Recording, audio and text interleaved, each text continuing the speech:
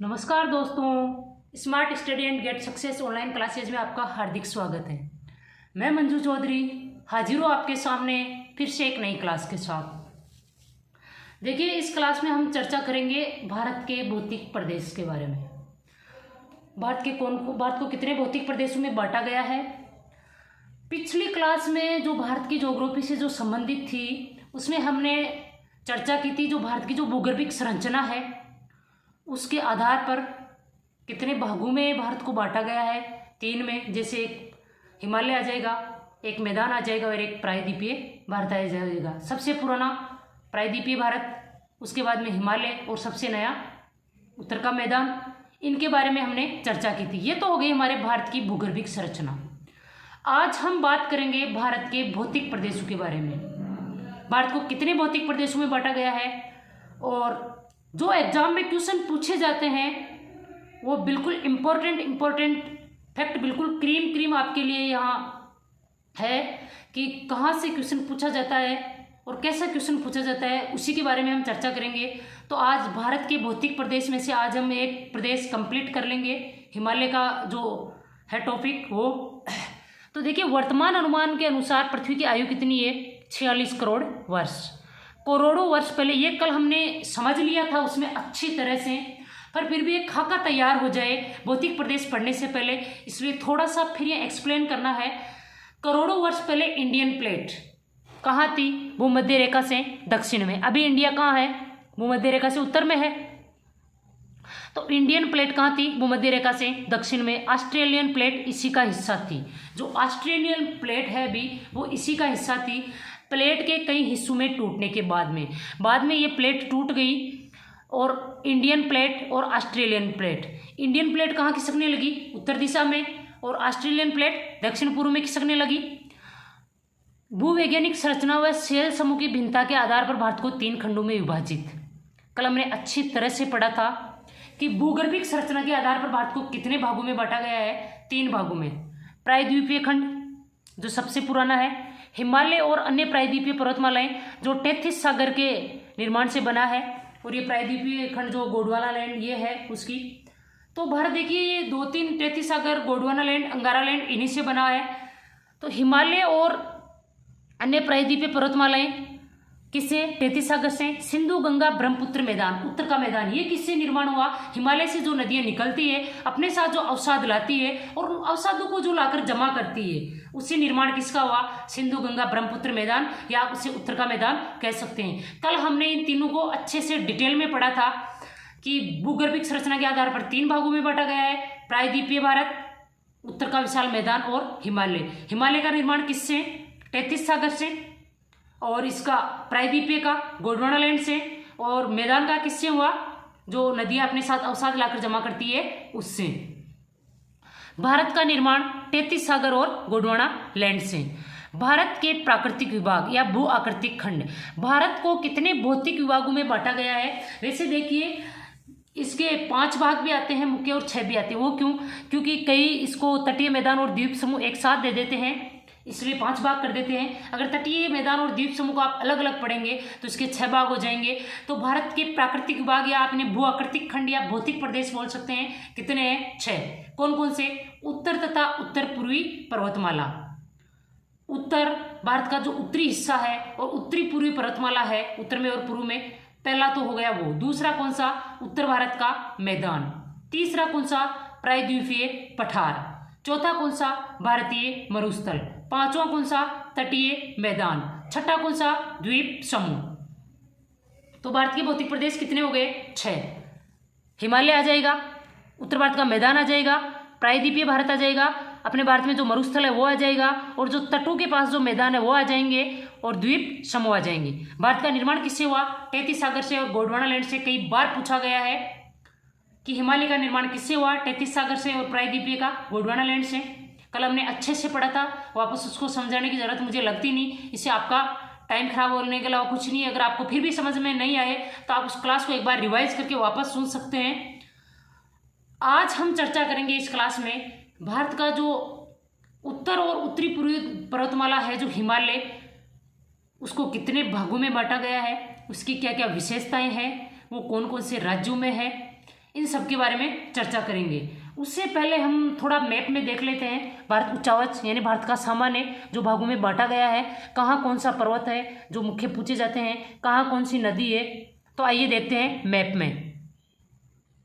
देखिए वैसे तो मैंने ये मैप टेलीग्राम में दे दिया है, अपलोड कर दिया था सुबह ही, दोपहर पहले। और आप ज्योग्राफी को जितनी मैप से पढ़ोगे और जितना जोड़ के पढ़ोगे उतने अच्छे से याद होगी। ये भारत का मैप है, देखिए यह है हिंदुकुश पर्वत, उधर पामीर ग्रंथि और कुनलुन श्रेणी। कल हमने पढ़ा था कि कुनलुन और हिमालय के मध्य जो भाग रह गया, जिसपे जब वलन हुआ टेथिस सागर में, और उसमें जो अल्प प्रभावित रह गया या जो अप्रभावित रह गया, वो क्या कहलाया? तिब्बत का पठार। तो वो कहाँ पे है? इसके और इसके मध्य, यहाँ कौन सा आ जाएगा? तिब्बत का पठार। ये पामीर ग्रंथि हो गई, ये कुनलुन श्रेणी हो गई, ये हिंदुकुश पर्वत हो गया। इधर देखिए ये पाकिस्तान, और पाकिस्तान की ये श्रेणी पूछी जाती है सुलेमान श्रेणी। काराकोरम, जिसमें हमारे भारत की सबसे ऊंची चोटी पाई जाती है, कौन सी? K2, जिसका उपनाम क्या है? गॉडविन ऑस्टिन, जो अभी हाल फिलहाल जो पाक अधिकृत कश्मीर है उसमें आती है। वैसे भारत की सबसे ऊंची चोटी है ये, आती किसमें? ये पाक अधिकृत कश्मीर में। उसके बाद में देखिए लद्दाख श्रेणी, जास्कर श्रेणी, कई बार इनका क्रम पूछ लिया जाता है। शिवालिक, देखिए ये जो नदियां हैं पंचनद बोले जाते हैं, जिसे सिंधु नदी में जो आके मिलती है, कौन कौन सी? झेलम, चेनाब, रावी, सतलज और व्यास। पंचनद जिन्हें बोला जाता है। झेलम प्लस ये 5 नदियाँ, सिंधु प्लस ये 5 नदियाँ, कौन कौन सी? झेलम, चेनाब, रावी, सतलज और व्यास, सिंधु नदी। फिर ये देखिए ये आ गई कैलाश श्रेणी, शिवालिक श्रेणी आ गई इधर। धौलागिरी, ये मतलब पहला जो अपना जो हमने पहला पढ़ा कि 6 भौतिक प्रदेशों में बांटा गया है, उनमें से पहला ये आ जाएगा, उत्तर और उत्तरी पूर्वी पर्वतमाला। एवरेस्ट पर्वत जो विश्व की सबसे ऊंची चोटी है। कंचनजंगा जो भारत में स्थित, यानी वो तो पाक अधिकृत में आ गई, कौन सी ऊंची है? कंचनजंगा। ये देखिए अन्नपूर्णा महत्वपूर्ण चोटी है। मकालू, इधर देखिए नामचा बरवा, कई बार पूछा गया है, कहाँ है ये चोटी? अरुणाचल प्रदेश में। इधर पटकाई बूम, नागा श्रेणी, मिजो श्रेणी कहाँ? मिजोरम में। गारो खासी जयंतिया, कई बार पूछी गई है। और यहाँ से नदी कौन सी बहती है? ब्रह्मपुत्र, जिसे सांगपो बोलते हैं तिब्बत में, और मेघना, ये सब इसी के नाम है। तो ब्रह्मपुत्र बांग्लादेश में आने के बाद में मेघना हो जाता है इसका नाम। ये गारो खासी जयंतिया जो असम में है, पूछी जाती है कई बार। इधर अपना पड़ोसी देश आ गया भारत का, म्यांमार। ये देखिए बांग्लादेश। भारत के पड़ोसी देशों में सबसे ज़्यादा भारत की सीमा किसके साथ लगती है? बांग्लादेश के साथ। ये कोसी नदी, जिसे बिहार का शोक कहते हैं, सोन नदी। ये देखिए छोटा नागपुर का पठार, यानी भारत का रूर प्रदेश। बघेलखंड का पठार छत्तीसगढ़, ये मलयगिरी और ये महानदी।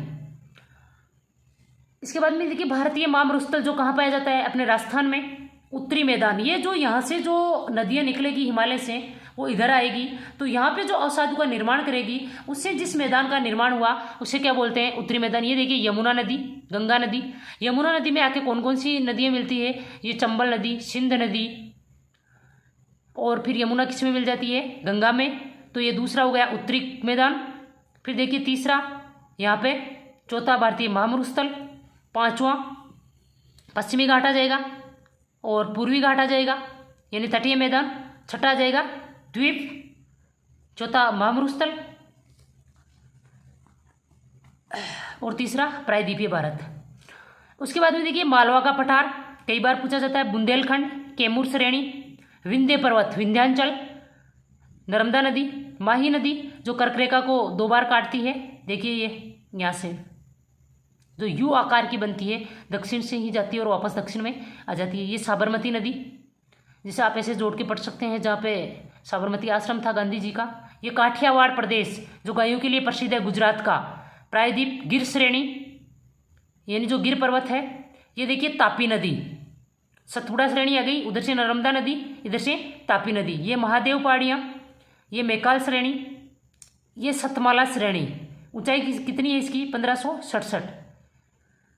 उसके बाद में देखिए अजंता श्रेणी, गोदावरी नदी, दक्षिण भारत की गंगा, दक्षिण की गंगा, कोंकण तट जिसे बोलते हैं, पश्चिमी घाट, इसको पूरे को क्या बोलेंगे? पश्चिमी घाट। ये इधर मालाबार तट केरल के पास बोल देंगे मालाबार तट, उधर गुजरात के पास कोंकण तट, ये लक्षद्वीप समूह आ गया, इधर अरब सागर आ गया, ये कोरोमंडल तट आ गया जो तमिलनाडु के इधर इसके पास में है, मन्नार की खाड़ी जो भारत और श्रीलंका के मध्य है, कृष्णा नदी और उत्तरी सरकार। दक्षिण भारत की देखिए कृष्णा नदी है, दक्षिण भारत की गंगा, दक्षिण की गंगा गोदावरी, ये उत्तरी सरकार तट, यह महेंद्रगिरी पर्वत, इसकी ऊंचाई कितनी है? 1501, कई बार पूछा गया है। चिल्का झील जो उड़ीसा की है, खारे पानी की जो झील है, बंगाल की खाड़ी, और इधर आ गया अपना अंडमान समुद्र, ये अंडमान समुद्र, अंडमान और निकोबार द्वीप समूह जिसको 10 डिग्री चैनल अलग करता है। तो ये थी अपने भारत की। वैसे टेलीग्राम पे मैंने ये मैप पहले ही डाल दिया था और अभी नोट्स के साथ, जब नोट्स अपलोड किए जाएंगे क्लास के, तब इनके साथ और दे दिए जाएंगे। देखिए इसमें से आपके बहुत सारे क्वेश्चन पूछे जाते हैं, तो आप अच्छे से मैप का अध्ययन कीजिए। ज्योग्राफी एक ऐसी चीज़ है जो आपको मैप से ही ज़्यादा अच्छे से याद होगी। अब हम पढ़ते हैं हिमालय के बारे में। हिमालय को कितने भागों में वर्गीकृत किया गया है, प्रादेशिक रूप से कितने भागों में है। अब देखिए उत्तर तथा उत्तरी पूर्वी पर्वतमाला, इसमें कौन कौन से आ जाएंगे? भाई उत्तरी पूर्वी दे रखा है तो उत्तरी पूर्वी में जो पहाड़ियाँ आएगी वो भी आएगी इसमें, तो हिमालय प्लस उत्तरी पूर्वी पहाड़ियाँ। उत्तर पश्चिमी दिशा से दक्षिण पूर्वी दिशा की ओर फैलाव, अब इनका फैलाव कैसे है? उत्तर पश्चिम दिशा से दक्षिण पूर्व दिशा की ओर।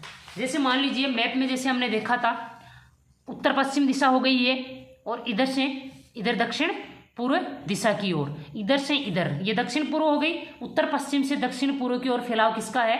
हिमालय और उत्तरी पूर्वी पहाड़ियों का।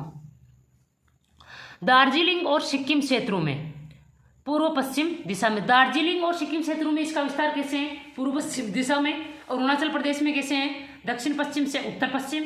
ये मैंने आपकी सुविधा के लिए दे दिया और इतना डीपली जाके नहीं पूछा जाएगा, फिर भी मान लो पूछ ले, इसलिए मैंने महत्वपूर्ण फैक्ट दे दिए हैं यहाँ पे। मिजोरम, नागालैंड और मणिपुर में उत्तर से दक्षिण दिशा में। वृहत हिमालय श्रृंखला को क्या बोलते हैं? केंद्रीय अक्षत श्रेणी, ये इसका उपनाम है। क्या बोलते हैं इसे? केंद्रीय अक्षत श्रेणी। पूर्व से पश्चिम में इसकी लंबाई कितनी है? 2500 किलोमीटर। पूर्व से पश्चिम तक ये कितना लंबा है? 2500 किलोमीटर। और उत्तर से दक्षिण में इसकी चौड़ाई कितनी है? 160 से 400 किलोमीटर तक। कहीं कहीं 160 है, कहीं से ज़्यादा, और लास्ट 400 किलोमीटर तक इसकी चौड़ाई है। हिमालय की आकृति कैसी है? जैसा धनुष होता है ना, वैसी आकृति किसकी है? हिमालय की। आप देख सकते हैं, देखिए मैप में, इधर से लेके और इधर धनुष ऐसा रहता है कि नहीं रहता है? धनुष ऐसा ही रहता है। तो हिमालय की आकृति कैसी है? धनुष की आकृति जैसी। अब हिमालय का उपखंडों में विभाजन किया गया है। देखिए 2-3 प्रकार से हिमालय का उपखंडों में विभाजन किया गया है, पर हम पढ़ रहे हैं एनसीईआरटी बुक्स के हिसाब से, क्योंकि गवर्नमेंट की जो बुक्स है एग्जाम में क्वेश्चन उसी के हिसाब से पूछे जाते हैं, कई बार तो वैसे के वैसे उठा लिए जाते हैं। तो बाकी जो प्रादेशिक जो विभाजन किया गया है और इनका जो श्रेणीवार क्रम है वो हम सब देख लेंगे, इसमें महत्वपूर्ण फैक्ट। पर हिमालय का उपखंडों में विभाजन एनसीईआरटी की बुक्स के हिसाब से कितने भागों में किया गया है? 5 भागों में। कौन कौन से? वैसे तो देखिए इसके 3 ही भाग पड़ते हैं। कौन कौन से? वृहत हिमालय, लघु हिमालय और शिवालिक। पर हम एनसीईआरटी की बुक्स के हिसाब से पढ़ रहे हैं। ऑथोराइज बुक है जिनमें से क्वेश्चन पूछे जाते हैं, और आप जब अगर रिट लगाते हैं क्वेश्चन में अगर गलत मान लेते हैं तो आप विथ प्रूफ उनको यूज कर सकते हैं। इसलिए हम एनसीईआरटी की बुक्स, आरएस की तैयारी तक एनसीईआरटी की बुक से ही ये हर चीज़ पूछी जाती है। आरएस लेवल तक इनसे क्वेश्चन आ सकता है आराम से, क्योंकि ऑथोराइज बुक है, गवर्नमेंट की जारी की गई बुक है, गाइड पे हम भरोसा नहीं कर सकते। तो एनसीईआरटी की बुक के हिसाब से कितने भागों में? 5 भागों में। कश्मीर, या उसे आप बोल सकते हैं उत्तर पश्चिम हिमालय, हिमाचल, या उसे बोल सकते हैं हिमाचल और उत्तरांचल हिमालय, यानी उत्तराखंड हिमालय। हिमाचल प्रदेश और उत्तराखंड में जो हिमालय होता है, दार्जिलिंग और सिक्किम हिमालय, अरुणाचल हिमालय अरुणाचल प्रदेश में जो है, और पूर्वी पहाड़ियाँ और पर्वत। कितने भाग हो गए? 5। कश्मीर या उत्तर पश्चिम हिमालय, हिमाचल और उत्तराखंड हिमालय, दार्जिलिंग और सिक्किम हिमालय, अरुणाचल हिमालय और पूर्वी पहाड़ियाँ और पर्वत। अब हम बात करते हैं कश्मीरी और उत्तर पश्चिमी हिमालय की। देखिए कश्मीर और उत्तर पश्चिमी हिमालय में इसमें कई बार क्रम पूछ लिया जाता है ऊपर से लेकर नीचे तक। उत्तर से दक्षिण क्रम दर्शाइए, या दक्षिण से उत्तर क्रम में कौन सा नहीं आएगा, कौन सा आएगा। ऊपर ही ऊपर जो श्रेणी है काराकोरम श्रेणी, जो विश्व की सबसे ऊंची पर्वत श्रेणी मानी जाती है, लद्दाख श्रेणी, उसके बाद में जास्कर श्रेणी, और उसके बाद में कौन सी, पीर पंजाल श्रेणी। आप इन्हें इससे देख सकते हैं, देखिए काराकोरम श्रेणी, उसके बाद में लद्दाख श्रेणी, उसके बाद में जास्कर श्रेणी, और यहाँ आ जाएगी शिवालिक में आ जाएगी पीर पंजाल श्रेणी।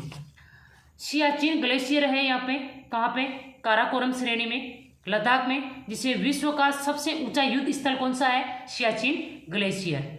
इसमें आधे में तो पाकिस्तान ने कब्जा कर लिया, जबकि आधा अभी भी भारत के पास में है। तो सियाचिन ग्लेशियर विश्व का सबसे ऊंचा युद्ध स्थल कहाँ है, भारत में, काराकोरम श्रेणी में है। और अगर केंद्र शासित प्रदेश या आपसे राज्य पूछे तो कौन से में है, लद्दाख में। अब देखिए हम इसे पहले एक बार मैप में देख लेते हैं। पश्चिम हिमालय का मैप है, ये मैंने आपको बताया था। यहाँ पामीर घाट, पामीर ग्रंथि, कुनलुन श्रेणी जिसके बीच में, और हिमालय पर्वत के बीच में कौन सा, तिब्बत का पठार जो अप्रभावित या अल्प प्रभावित रह गया था, ये हिंदू कुश पर्वत श्रेणी।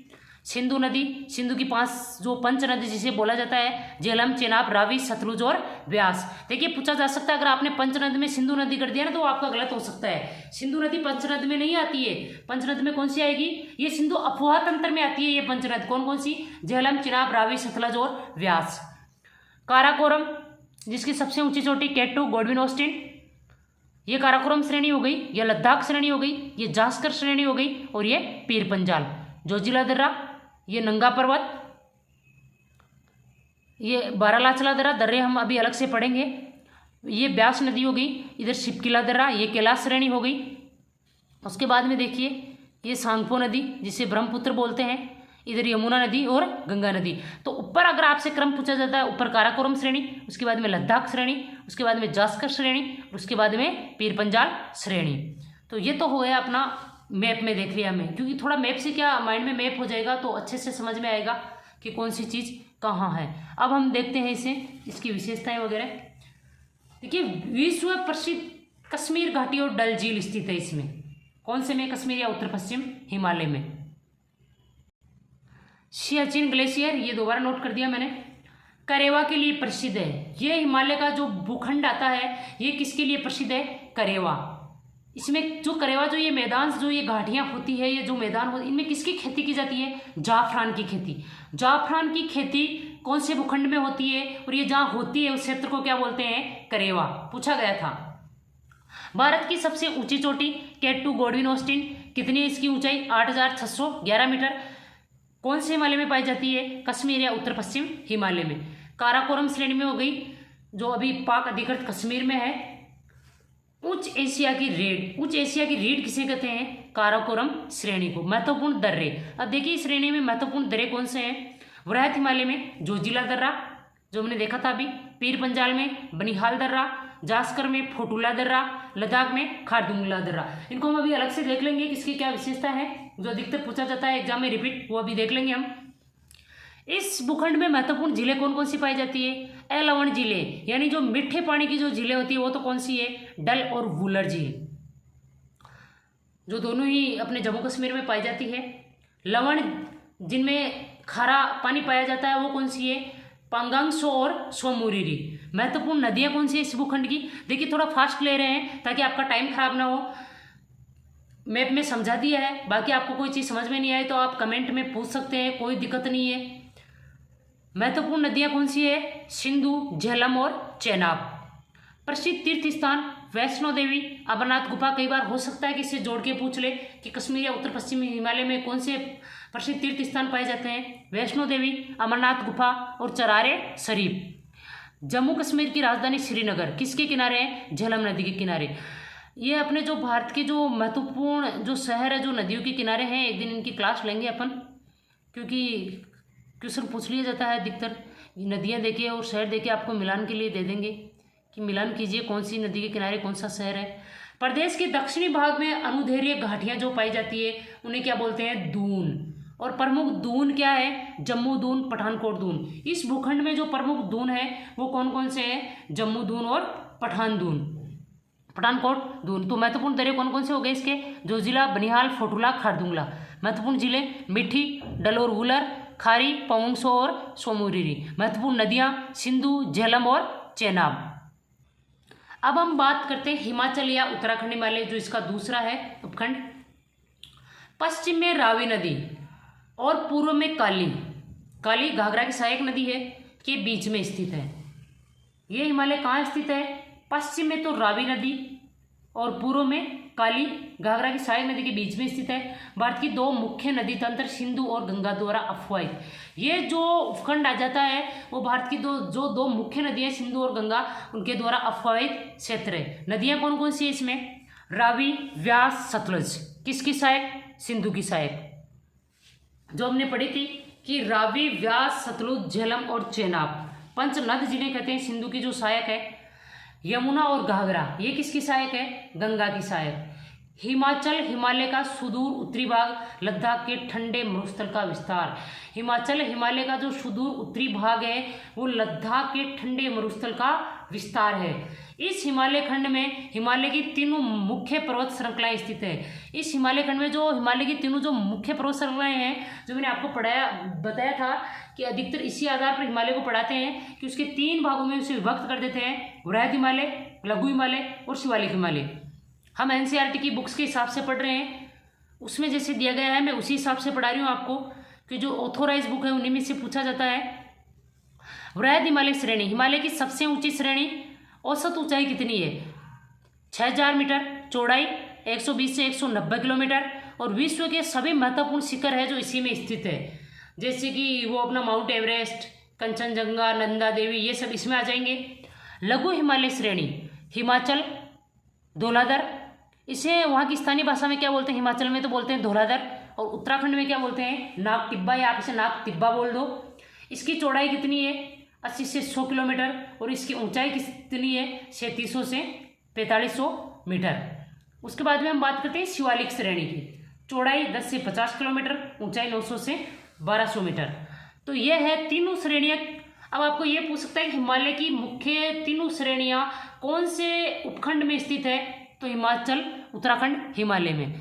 महत्वपूर्ण पर्वत नगर, यहाँ पे जो महत्वपूर्ण पर्वत नगर पाए जाते हैं, जो अंग्रेजों के मुख्य निवास स्थान थे, जहाँ पे अंग्रेज अधिकतर रहते थे: धर्मशाला, मसूरी, कासोली, अल्मोड़ा, लैंसडाउन और रानीखेत। शिवालिक, देखिए शिवालिक क्या है? शिवालिक शब्द की उत्पत्ति देहरादून के नजदीक सिवावाला में पाए जाने वाले भूगर्भिक रचनाओं से। इस शब्द की उत्पत्ति कहाँ से हुई? देहरादून के नजदीक जो सिवावाला में पाई जाने वाली जो भूगर्भिक रचनाएं हैं उससे हुई। इसमें पहले ये अंग्रेज अपने जो खोल रखे थे उनको बाद में देहरादून ट्रांसफर कर लिया गया, क्योंकि वहाँ पे ठंड ज़्यादा रहती थी, और गोरे तो वैसे भी ठंड के जीव है, क्योंकि इंग्लैंड में ठंड ज़्यादा होती है, अपने भारत में तो लू चलती है, राजस्थान वगैरह इनमें। तो शिवालिक शब्द की उत्पत्ति किसी भी देहरादून के नज़दीक जो शिवावाला में पाए जाने वाले भूगर्भिक रचनाएं हैं उनसे हुई है। तो इसमें महत्वपूर्ण पर्वत नगर धर्मशाला, मसूरी, कासोली, अल्मोड़ा, लैंसडाउन, रानीखेत। इसमें इंपॉर्टेंट ये है कि इसमें तीनों श्रेणियाँ पाई जाती है: वृहद, लघु और शिवालिक श्रेणी। हमने कल पढ़ा था वृहद का निर्माण पहले उससे हो गया 33 सागर से, पोटवार से हुआ लघु हिमालय का, उसके बाद में इन दोनों के अवसाद से किसका निर्माण हुआ? शिवालिक श्रेणी का। तो इसमें से सबसे नया कौन सा है? शिवालिक श्रेणी, जिसका अभी भी निर्माण जारी है। इस बार इसे युवा पर्वत कहते हैं हिमालय को, जिसका अभी भी निर्माण जारी है। अब देखिए इस क्षेत्र की दो महत्वपूर्ण स्थलाकृतियां हैं, कौन सी? शिवालिक और दून।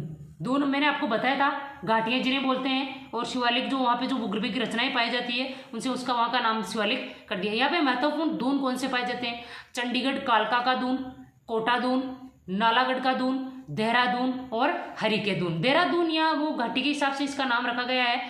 देहरादून सबसे बड़ी घाटी है। लंबाई कितनी है इसकी? 35 से 45 किलोमीटर। चौड़ाई कितनी है? 22 से 25 किलोमीटर। और इन घाटी में देखिए यहाँ पे आप कहीं भी चले जाओ जहाँ पे पर्वत और जंगल पाए जाते हैं वहाँ पे अभी भी जनजातियाँ रहती है। वो लोग इतनी शिक्षित नहीं हुए हैं अभी तक, इतने मतलब जैसे हम लोग रहते हैं वैसे अभी तक वो नहीं रह रहे। वो वैसे ही जंगलों में उसी टाइप से रहते हैं, वैसे ही खेती करते हैं, तो वेल एजुकेटेड नहीं है वो। तो वहाँ पे जो जनजातियाँ रहती है वो कौन सी होती है? इन घाटियों में जो जनजातियाँ रहती है वो है भोटिया प्रजाति के लोग, खानाबदोश लोग हैं। ये खानाबदोश लोग क्या होते हैं? खानाबदोश उससे बोलते हैं जो घूमते रहते हैं, एक जगह नहीं रुकेंगे। 4 महीने यहाँ रह लिए, 4 महीने वहाँ रह लिए, 1 महीने वहाँ रह लिए। इन्हें बोलते हैं खानाबदोश लोग, जो घूम फिर के अपना गुजारा करते हैं। ग्रीष्म ऋतु में बुग्याल में चले जाना, ये बुग्याल और पयार, इसे आप बुग्याल भी बोल सकते हो, इसे आप पयार भी बोल सकते हो। ये क्या है? ऊंचाई पर स्थित घास के मैदान। ग्रीष्म ऋतु में जब बर्फ पिघलती है, जब वहाँ के मैदान फ्री होते हैं, जब उनमें घास उगती है, तो ये भोटिया जनजाति के लोग अपने जानवरों को लेके और उन घास के मैदानों में चले जाते हैं। और शरद ऋतु में वापस ये कहाँ आ जाते हैं? घाटियों में आ जाते हैं, क्योंकि वापस वहाँ बर्फ जम जाती है, वहाँ घास वास बचती नहीं है, तो ये वापस कहाँ आ जाएंगे? घाटियों में आ जाएंगे। तो मुख्य प्रजाति है, ये पूछी जाती है। हो सकता है आपको एनसीईआरटी की बुक्स के हिसाब से ये पूछ ले कि हिमाचल और उत्तराखंड हिमालय में कौन सी प्रजाति पाई जाती है, तो भोटिया प्रजाति। प्रसिद्ध फूलों की घाटी इसी उपखंड में स्थित है। गंगोत्री, यमुनोत्री, केदारनाथ, बद्रीनाथ और हेमकुंड साहिब, ये भी इसी में स्थित है। 5 प्रसिद्ध प्रयाग है इसमें। प्रयाग किसे बोलते हैं? जहाँ नदियों का संगम होता हो। कौन कौन से हैं? देव प्रयाग। देखिए इन 5 में एक नदी कॉमन है, अलकनंदा, जो 5 प्रयाग में है। बाकी आपको एक एक नदियाँ याद करनी है। तो आप देव प्रयाग को तो आप ऐसे याद कर सकते हो कि गंगा, उसका पहले नाम आप ऐसे सोच सकते हो कि हो सकता है उसका भागीरथी। गंगा में क्या निवास करते हैं? देव निवास करते हैं। तो देवप्रयाग किस किस को मिला के बनी? भागीरथ प्लस अलकनंदा। तो कई बार पूछ लिया गया है, इनकी नदियां पूछ ली जाती है, कौन से प्रयाग में कौन सी नदियों का मिलान होता है। विष्णु प्रयाग अलकनंदा प्लस धौली गंगा। कर्ण प्रयाग अलकनंदा प्लस पिंडार गंगा। कर्ण प्रयाग को आप इसे याद कर सकते हैं कि कर्ण एक बहुत ही मजबूत पिंड था, जिसने अपना कवच तक दान कर दिया, फिर भी एक बार भी नहीं सोचा। तो कर्ण प्रयाग अलकनंदा प्लस पिंडार गंगा। विष्णु प्रयाग की विष्णु तो धौला है, एक देखो एक नदी तो आपको याद ही नहीं करनी, वो तो 5 में कॉमन है। तो विष्णु प्रयाग अलकनंदा प्लस धौली गंगा। रुद्र प्रयाग अलकनंदा प्लस मंदाकिनी। कि रुद्र प्रयाग, रुद्र जब अपना रुद्र रूप धारण करते हैं तो मंद मंद मुस्कुराते हैं। अपन को तो याद करना है, आप कैसे भी अपने माइंड में समझ गए, कैसे भी इनको सेट कर सकते हैं। नंद प्रयाग, आप इसमें तो सोचने की भी जरूरत नहीं है। अलकनंदा प्लस नंदाकिनी। नंदा जब मिले तो नंद हो गए, अलकनंदा प्लस नंदाकिनी नदी। तो 5 प्रयाग हो गए। कौन कौन से? देव प्रयाग, विष्णु प्रयाग, कर्ण प्रयाग, रुद्र प्रयाग, नंद प्रयाग। इन 5 में एक कॉमन है, अलकनंदा। अधिकतर पूछ लिया जाता है देव प्रयाग से उद्गम, गंगा नदी का उद्गम कौन से प्रयाग से होता है? देव प्रयाग से। वृहद हिमालय और लघु हिमालय के मध्य घाटियां पाई जाती है।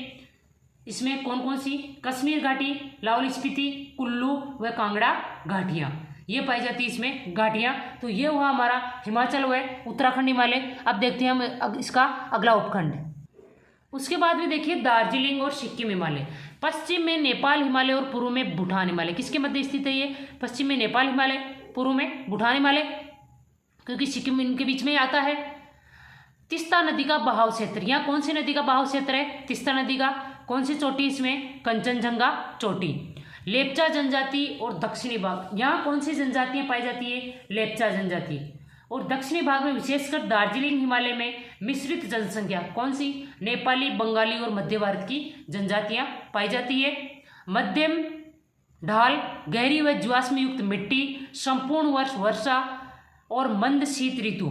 अंग्रेजों ने चाय के बागान लगाए। इन चीज़ों का फायदा उठाकर अंग्रेजों ने यहाँ कौन से बागान लगाए? चाय के बागान लगाए। यहाँ की विशेषता क्या है? मध्यम ढाल, गहरी व, यानी ज़्यादा ढाल भी नहीं है, मध्यम है। गहरी व जीवाश्म युक्त मिट्टी, क्योंकि उसी में होगी फसल जिसमें जीवाश्म होंगे, जो उपजाऊ होगी। संपूर्ण वर्ष वर्षा, चाय को वर्षा चाहिए होती है। और मंद शीत ऋतु, यानी यहाँ पे गर्मी ज़्यादा नहीं है क्योंकि ये पहाड़ी क्षेत्र है। तो अंग्रेजों ने यहाँ चाय के बागान लगाए। और यहाँ का जो माहौल है वो कैसा है? एकदम रमणीय सौंदर्य है, बिल्कुल जहाँ पे सुकून वाली जगह। उसके बाद में देखते हैं हम अरुणाचल हिमालय। नाम से आप जान सकते हैं जो अरुणाचल प्रदेश में भूटान हिमालय से लेकर दिफू दर्रे तक। कौन सा हिमालय? अरुणाचल हिमालय। सामान्य दिशा कौन सी इसकी? दक्षिण पूर्व से उत्तर पूर्व। मुख्य चोटियां कांगता और नामचा बरवा। ये पर्वत श्रेणियां उत्तर से दक्षिण दिशा में तेज बहती हुई और गहरे गार्ज बनाने वाली नदियों द्वारा विच्छेदित है, यानी जगह जगह से कटी फटी हुई है। ये उत्तर से दक्षिण दिशा में जो तेज बहती हुई जो नदियां आती है, जैसे ब्रह्मपुत्र वगैरह, तो गहरे गार्ज का बनाने वाली नदियों द्वारा ये क्या हो जाती है? विच्छेदित हो जाती है, यानी इनको काट दिया, जगह जगह विच्छेद कर दिया इनको। नामचा बरवा को पार करने के बाद ब्रह्मपुत्र नदी द्वारा एक गहरे गार्ज का निर्माण किया जाता है। किसको? ब्रह्मपुत्र नदी किसको पार करने के बाद में गहरे गार्ज का निर्माण करती है? नामचा बरवा। यहाँ की मुख्य नदियाँ कौन कौन सी है? देखिए कामेंग, सुबनसिरी, दिहांग, दिबांग, लोहित। 12मासी नदियाँ हैं ये, क्योंकि जब पर्वतों में है और बर्फ से जब पिघल के नदियाँ आ रही है तो वो 12मासी रहेगी। जनजातियाँ, ये देखिए दिहांग, दिबांग, लोहित, ये सुबनसिरी, ये पूछ ली जाती है कहाँ पे बहती है, ये अरुणाचल हिमालय में। जनजातियाँ मोनपा, अब्बोर, मिसमी, निसी और नागा। देखिए नागा, मिसमी ये अधिकतर पूछी जाने वाली जनजातियाँ हैं। कहाँ पाई जाती है? अरुणाचल में। यहाँ पे झूम खेती होती है, यानी जो जनजातियों द्वारा की जाती है उसे स्थानांतरित कृषि या स्वयं या वन भी कहते हैं। जो यहाँ पे जो झूम खेती, जो स्थानांतरित खेती होती है उसे स्लेश या वन भी कहते हैं। ये हुआ हमारा अरुणाचल हिमालय। इसमें ये ध्यान रखना आपकी जगह जगह से विभाजित किया हुआ है, किसकी वजह से? नदियों की वजह से। अब देखते हैं हम पूर्वी पहाड़ियाँ और पर्वत। पूर्वी पहाड़ियाँ और पर्वत। पहाड़ियों की दिशा उत्तर से दक्षिण। पहाड़ियों के विभिन्न स्थानीय नाम पटकाई बोम, नागा पहाड़ियाँ, मणिपुर पहाड़ियाँ। उत्तर की तो ये पहाड़ियाँ हो गई। मिजो और लुसाई पहाड़ी है कहाँ की हो गई? दक्षिण की पहाड़ियाँ। तो पहाड़ियों की दिशा उत्तर से दक्षिण। मणिपुर और मिजोरम की मुख्य नदी कौन सी? बराक। मणिपुर घाटी, लोकटक या लोकटक झील। मणिपुर में कौन सी झील पाई जाती है? लोकटक झील, जहाँ संगाई हिरण पाया जाता है। मिजोरम का दूसरा नाम मोलेसिस बेसिन। मिजोरम का दूसरा नाम क्या है? Molasses basin. आपको ये ध्यान रखना है पूर्वी पहाड़ियों में कौन कौन सी पहाड़ियाँ पाई जाती है। वहाँ पे स्थानीय नाम पटकाई बोम, नागा पहाड़ियाँ, मणिपुर पहाड़ियाँ, मिजो, लुसाई पहाड़ियाँ। एक बार देखिए इसे मैप में देख लेते हैं हम।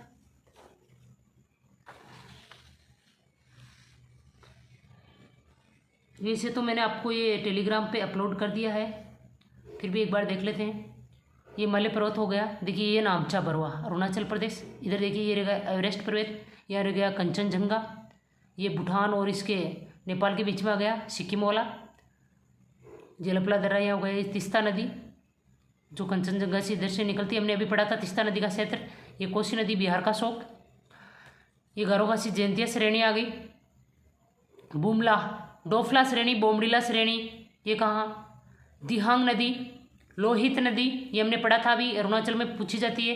देखिए पटकाई बोम, नागा श्रेणी और मिजो श्रेणी, यानी मिजोरम में मिजो श्रेणी, नागालैंड में नागा श्रेणी और पटकाई बोम, ये बांग्लादेश। तो ये हो गया हमारा पूर्वी हिमालय, अपलोड कर दिया गया है। और अपलोड ये मैप आपके लिए बहुत ही महत्वपूर्ण है। इनमें जो चीज़ें दी गई है 100% सही है और मैप से ही क्वेश्चन उठते हैं। तो ये हो गई अपनी। अब देखते हैं कि हिमालय का जो क्षेत्रीय विवरण और जो इसको प्रादेशिक विभागों के आधार पर बांटा गया है वो कैसे बांटा गया है। फिर थोड़े दर्रे देख लेते हैं मुझे, फिर क्लास को ख़त्म करते हैं। मैं जल्दी जल्दी इसलिए ले रही हूँ क्योंकि मेरा मकसद आपका टाइम खराब करना कतई नहीं है। आपकी तैयारी में 4 चांद लगाने के लिए ये क्लासें ली जा रही है, ताकि अगर मेरी क्लास में से आपके उसमें 10 क्वेश्चन भी मिले पेपर में मेरी इन क्लासों में से, और उनकी वजह से आपका सिलेक्शन हो जाए, बस उससे बड़ी मेरे लिए कोई खुशी नहीं होगी। इसीलिए ये क्लासें ली जा रही है। बस यही मकसद है मेरा कि आपकी तैयारी में 4 चांद लगा दिए जाए, कोई कमी नहीं रह जाए। अब बात करते हैं हिमालय का जो प्रादेशिक विभाजन किया जाता है। पहले देखिए हिमालय पर्वत का उत्तर से दक्षिण क्रम देखते हैं, पूछ लिया जाता है। वैसे तो मैंने इतनी बार रिपीट कर दिया, आपके माइंड में बैठ गया होगा, फिर भी देख लेते हैं। कुनलुन, जिसकी हमने बात की थी, कई बार कर चुके हैं कि हिमालय और इसके कुनलुन के बीच में कौन सा जो अप्रभावित रह गया था? तिब्बत का पठार। उत्तर से लेते हैं, उत्तर में कुनलुन, इसके बाद में तिब्बत का पठार, उसके बाद में कैलाश श्रेणी, उसके बाद में लद्दाख श्रेणी, उसके बाद में वृहत हिमालय, उसके बाद में मध्य हिमालय, उसके बाद में शिवालिक जिसे बाह्य हिमालय भी बोलते हैं, और उसके बाद में सिंधु और गंगा का मैदान। ये तो हो गया अपना हिमालय पर्वत का उत्तर से दक्षिण क्रम। अब देखिए हिमालय का क्षेत्रीय यानी प्रादेशिक विवरण देख लेते हैं कैसे है, कैसे बांटा गया है इसको। ये जो मैंने डायग्राम बनाए हैं बहुत ही महत्वपूर्ण है आपके लिए। ज़रूरत नहीं है आपको लिखने की कि आप लिखो ही, आप इनको टेलीग्राम पे जो डालती हूँ उनसे आप कॉपी भी निकलवा सकते हैं। अगर लिख लो तो सबसे अच्छा, क्योंकि आपको याद भी अच्छे से हो जाएगा, माइंड में नोट्स हो जाएंगे। ये सिंधु और सतलज जो हमने पढ़ी थी। कश्मीर हिमालय, पंजाब हिमालय को बोलते हैं। तो सिंधु से सतलज के मध्य जो हिमालय है उसे क्या बोलते हैं? पंजाब हिमालय। नदियों का नाम देके पूछ लिया जाता है, या पंजाब हिमालय किन 2 नदियों के बीच में स्थित है? कौन किन दो नदियों के अपवाह क्षेत्र के मध्य स्थित है। उसके बाद में देखिए कुमाऊं हिमालय,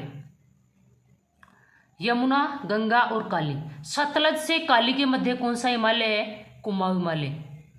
फिर काली से तीस्ता के मध्य कौन सा हिमालय है? नेपाल हिमालय। और तीस्ता से ब्रह्मपुत्र के मध्य कौन सा हिमालय है? असम हिमालय। यह हो गया हिमालय का क्षेत्रीय विवरण। पंजाब हिमालय, कुमाऊं हिमालय, नेपाल हिमालय और असम हिमालय हमने एनसीईआरटी बुक्स के हिसाब से पढ़ लिया, क्षेत्रीय विवरण पढ़ लिया, उत्तर से दक्षिण क्रम पढ़ लिया। कुछ भी ऐसा नहीं छोड़ा कि हिमालय से संबंधित आपको पूछा जाए और मैंने यहाँ दिया नहीं हो। बाद में अगर कुछ विशेषताएं रह भी गई होगी तो इसमें मैं बाद में जो महत्वपूर्ण प्रश्नोत्तरी डाल रही हूँ ज्योग्राफी की डाल दूंगी और उसमें अलग से बता दूंगी अगर कुछ रह गया छूट गया हो तो। ये तो हो गई हिमालय की बात। अब इस हमारे जो दर्रे हैं इसमें पाए जाते हैं वो कौन कौन से पाए जाते हैं और जो महत्वपूर्ण जो पूछे जाते हैं दर्रे उनको देख लेते हैं। देखिए भारत के प्रमुख दर्रे, आगिल दर्रा, ये मैंने यहाँ दे दिया है और टेलीग्राम में भी इसका नोट्स दे दिया जाएगा। आप निश्चित रहे, आपको इतनी बेकार नहीं दी जाएगी कि एग्जाम के टाइम आप लिखते ही जाओ। आप इनकी टोकॉपी निकलवा के और आराम से पढ़ सकते हैं। बुर्जिल दर्रा किसको किससे जोड़ता है? श्रीनगर से गिलगित को। पीर पंजाल दर्रा। बनिहाल दर्रा जम्मू से किसको जोड़ता है? श्रीनगर से। कई बार आपको यह देंगे जम्मू से श्रीनगर को कौन सा दर्रा जोड़ता है? बनिहाल दर्रा। जोजिला दर्रा हो गया। बाड़ा लाचला दर्रा मंडी से किसको जोड़ता है? लेह को। जोजिला किस में आ जाएगा? जम्मू कश्मीर में।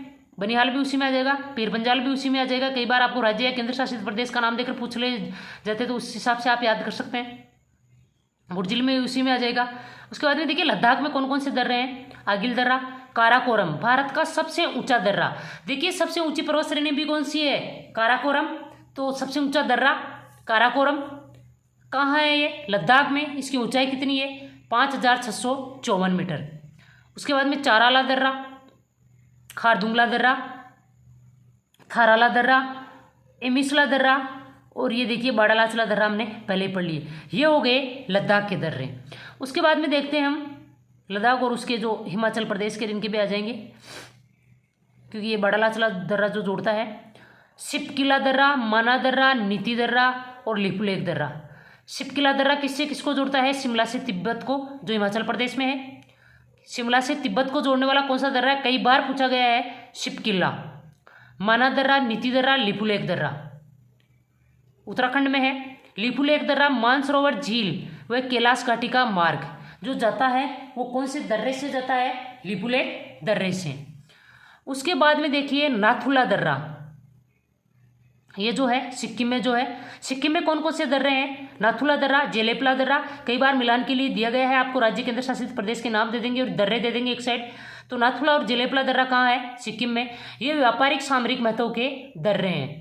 उसके बाद में देखिए बोमडीला दर्रा, अरुणाचल प्रदेश में आ जाएंगे उधर। यांग्याप दर्रा, ब्रह्मपुत्र नदी भारत में प्रवेश कौन से दर्रे के पास से करती है? पूछा गया है यांग्याप दर्रे से। कौन से दर्रे से? यांग्याप दर्रे से। उसके बाद में देखिए लेखपानी दर्रा, दिफू दर्रा, पांगसौ दर्रा। ये पांगसौ दर्रा और दिफू दर्रा भारत म्यांमार सीमा पर स्थित है। कहाँ स्थित है? ये पांगसौ दर्रा हो गया, ये दिफू दर्रा हो गया। ये कहाँ स्थित है? भारत म्यांमार सीमा पर। इसके बाद में देखिए तेजू दर्रा, ये कहाँ है? इम्फाल से तामू व म्यांमार जाने का मार्ग। तेजू दर्रे से कौन सा मार्ग जाता है? इम्फाल से, जो मणिपुर की राजधानी है, उससे तामू व म्यांमार जाने का मार्ग कौन से दर्रे से जाता है? तेजू दर्रे से। व्यापारिक सामरिक महत्व की हमने पढ़ी लिए। ये तो हो गए देखिए हमारे उत्तरी और उत्तरी पूर्वी हिमालय के दर्रे। साथ ही दो चार दर्रे और ऐसे बसते हैं जो इंपॉर्टेंट है, अभी एसआई के एग्जाम में पूछे गए थे। ये पालघाट, थालघाट, भोरघाट, तो इनके बारे में चर्चा कर लेते हैं थोड़ी सी। देखिए थालघाट दर्रा, इसकी ऊंचाई कितनी है? 581 मीटर। मुंबई, नागपुर, कोलकाता रेल मार्ग एवं सड़क मार्ग। मुंबई, नागपुर, कोलकाता का जो रेल मार्ग और सड़क मार्ग है वो किधर से गुजरता है? थालघाट दर्रे से। बोरघाट दर्रा 229 मीटर। मुंबई, पुणे, बेलगांव, चेन्नई का रेल मार्ग और सड़क मार्ग किस दर्रे से गुजरता है? बोरघाट दर्रे से। पालघाट दर्रा 300 मीटर। कालीकट, त्रिचूर, कोयम्बटूर और ईरोड रेल मार्ग व सड़क मार्ग ये किससे गुजरते हैं? पालघाट दर्रे से। तो ये हो गए हमारे महत्वपूर्ण दर्रे।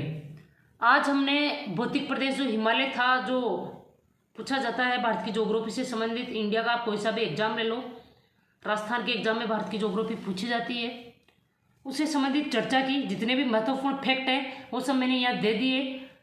अगले ही क्लास में हम भारत की ज्योग्राफी से संबंधित जो क्लास लेंगे उसमें हम इसका अगला भौतिक प्रदेश पढ़ेंगे, उत्तर का मैदान पढ़ेंगे। उम्मीद है आपको क्लास पसंद आई होगी, समझ में भी आई होगी। आप क्लास को ज़्यादा से ज़्यादा शेयर कीजिए, ज़्यादा से ज़्यादा अपने सब्सक्राइब लाइए, लाइक एंड कमेंट कीजिए। मिलते हैं अगली क्लास में फिर से एक नए वीडियो के साथ। जय हिंद, जय भारत।